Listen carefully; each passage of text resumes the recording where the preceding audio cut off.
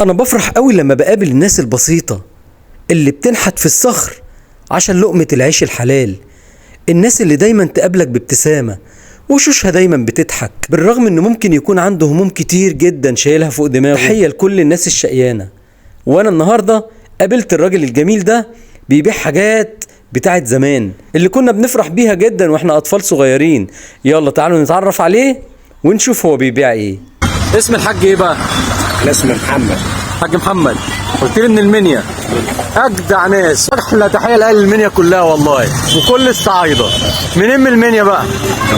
بني مزار. ربنا يا رب يبارك لك. بقالك كام سنه بتشتغل كده؟ بقالي 4 سنين. واقف في حلواني على طول؟ حلوان على طول. يعني راجل بصوا عشان تيجي تلاقوا الحاج محمد واقف هنا قدام كنتاكي على طول. يعني كنتاكي اهو والحاج محمد واقف هنا اهو. ده النبي السعودي وده النبي بتاعنا. بصوا الفرق بقى، ده النبي السعودي وده النبي بتاعنا. قول لي بقى بكام كيلو القراقيش؟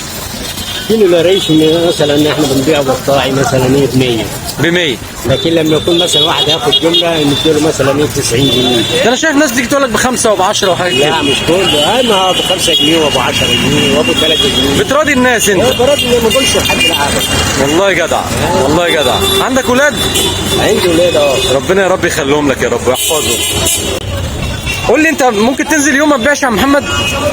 ما اقدرش استغنى عن البيع. لا انت ربنا ممكن ما يرزقكش في يوم مثلا؟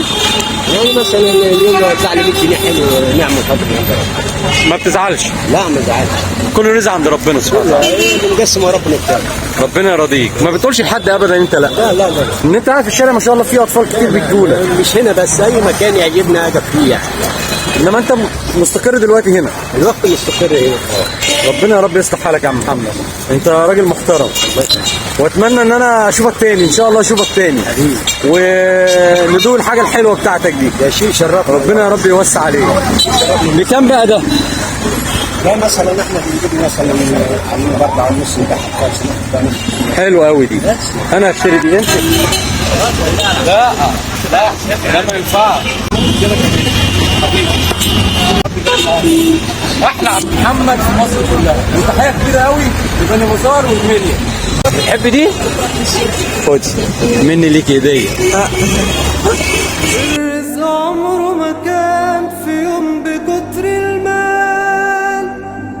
في حد رزقه في صحة وحد رزقه عال، وفي حد رزقه في سترة ورزقه راحة بال.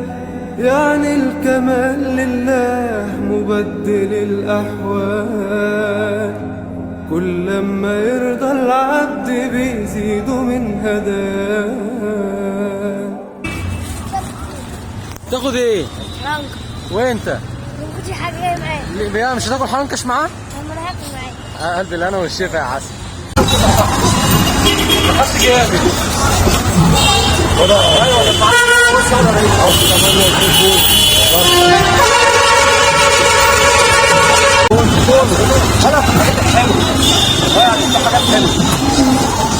يا رب يوسع عليك.